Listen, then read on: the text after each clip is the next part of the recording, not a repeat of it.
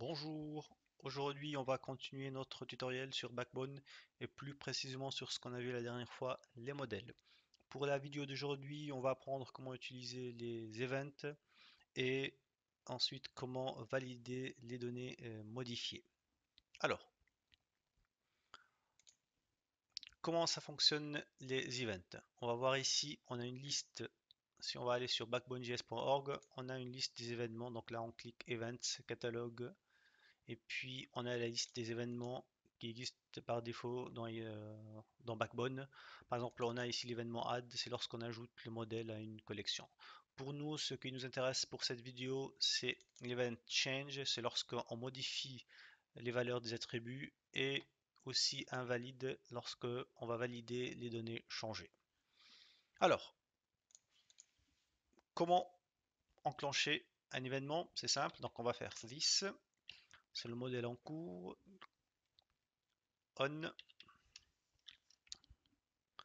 On va enclencher l'événement change. Donc, lorsque modèle a été changé, les attributs d'un modèle a été changé, on va appeler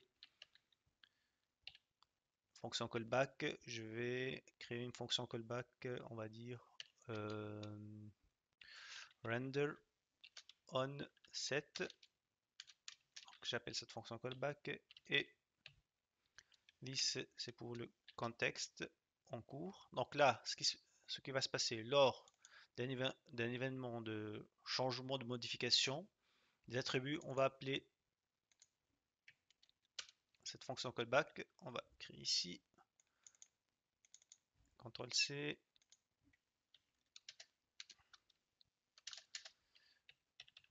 fonction. Alors, ce qu'on va faire, tout simplement, pour le moment, on va faire un petit alerte pour vérifier que ça fonctionne ou non, hein. Alors, un attribut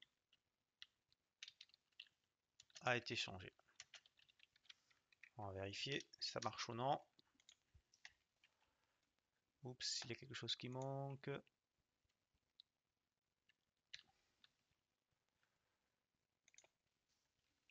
Très bien. Alors, comme d'hab, on va instancier une valeur employé 1, new employee. Oups. Donc, vous vous rappelez très bien, c'est la classe principale qu'elle est là, employee. Donc ici on a hello world, donc ça c'est le pop-up qu'on avait la dernière fois. Je vais le désactiver parce qu'on n'a plus besoin. Très bien, on va voir les objets. On a ici informatique du point Jax, ce sont les valeurs par défaut qu'on a assignées la dernière fois. Très bien. Maintenant, on va changer ces valeurs-là. On va faire employé 1 et puis on va modifier la valeur de prénom. On va mettre par exemple prénom, pardon, 2 points. On va mettre Aline et on va voir qu'est-ce qui va se passer. On a le pop-up qui est affiché. Donc, lors d'un set, lors d'un changement, on va appeler fonction, la callback et puis celle-là, elle va nous afficher cette alerte. Très bien. Maintenant, on a su comment utiliser les events. Par contre, si on va faire quelque chose comme ça, est-ce que c'est juste ou non? C'est très bien, on a changé, mais on va remarquer que moi, j'ai pas envie que les valeurs soient vides. Donc, ce que je vais faire, c'est que je vais créer une validation des données lors de leur édition. Et pour y faire, on va utiliser une méthode qui existe déjà par défaut sur Backbone, c'est la méthode validate. Dans cette méthode validate, on va créer nos tests de validation. C'est simple, on va créer ici par exemple error, on va lui assigner, on va lui assigner une valeur nulle ici. Et ici dans fonction, dans nos arguments, on va créer attribut et puis erreur. Donc l'attribut, donc ça ce sont les attributs par défaut et puis les erreurs, s'il y aura des erreurs à envoyer. Donc c'est simple, si l'attribut non est vide, on va affecter la variable erreur par le type d'erreur qui est dans notre cas non. Très bien. Et ainsi de suite. Tout simplement ça. C'est pas très compliqué. La même chose pour prénom. Et là, on va dire type d'erreur prénom. Et la même chose pour département également. Type d'erreur, c'est département. Par contre, on va changer quelque chose. On va ici concaténer les erreurs. Comme ça, on va les afficher tous ensemble. Et enfin, si il y a une erreur, on va la retourner. On va dire voici la liste des erreurs. Deux points plus erreur.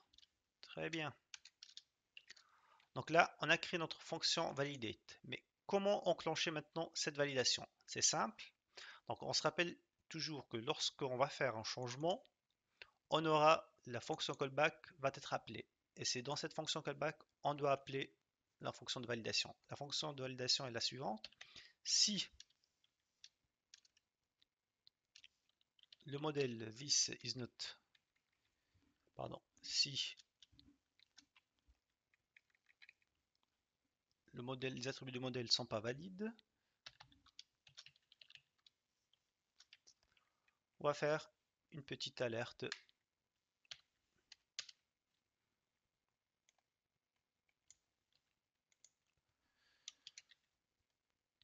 On va écrire ici cette fois-ci erreur de validation. On va voir qu'est-ce que ça donne. Alors, oups, il manque quelque chose. Ligne 136. Ouais, ici. On va vérifier comme d'hab. On instancie. Employé. Très bien. Cette fois-ci, ce qu'on va faire, c'est que on va faire set prénom. Oups. Ouais.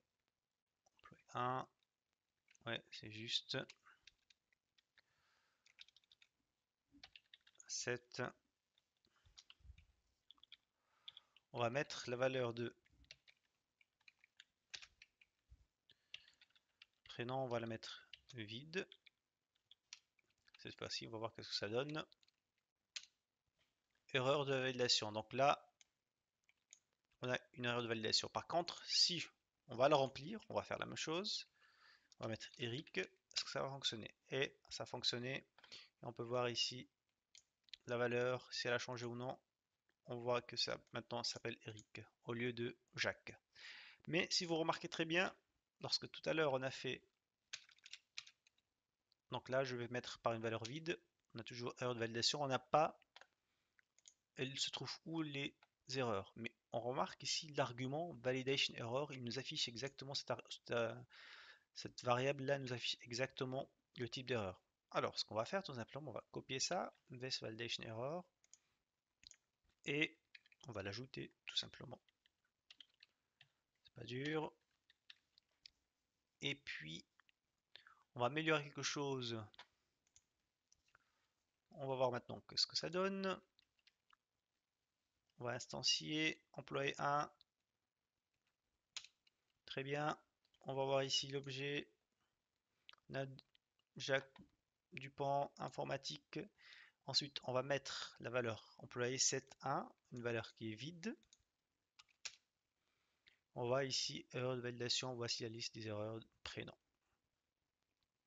Alors là, c'est pas très joli. On va améliorer quelque chose. On va mettre des retours à la ligne. Comme ça, on va voir quelque chose de plus beau à voir. Voilà. On remet. Alors, employé 1, une instanciation. Oups. On valide, on voit quels sont nos objets. On a informatique Jacques Dupont. Ensuite, ce qu'on va faire, employé 1.7. On va remplir toutes les informations. Là, je vais me tromper. Non, oulala, j'ai oublié le nom. Ensuite, je vais encore oublier le prénom. Et j'espère qu'il va me dire fais attention. Et voilà, erreur de validation. Voici la liste des erreurs. On a nom, prénom qui sont fausses. Et on va voir très bien qu'il ne va pas modifier. Pardon. Donc là, plutôt le contraire, il va modifier, mais on va voir plus tard, lorsque on va sauvegarder ces données-là, il ne va pas les modifier. Mais là, il nous indique uniquement que ce sont des données qui ont été modifiées. Dans la prochaine vidéo, on va voir comment cette fois-ci sauvegarder les données, mais avant de les sauvegarder, on va valider et il n'a pas le droit de changer ces informations-là. Voilà, je vous remercie pour votre suivi. Si vous avez des questions, n'hésitez pas à les poser. N'hésitez pas également de laisser un petit like et pourquoi pas s'abonner sur ma chaîne. Merci, au revoir. Et on sauvegarde. On va voir ce que ça donne cette fois-ci. Alors, on va créer comme d'hab employé 1 égale new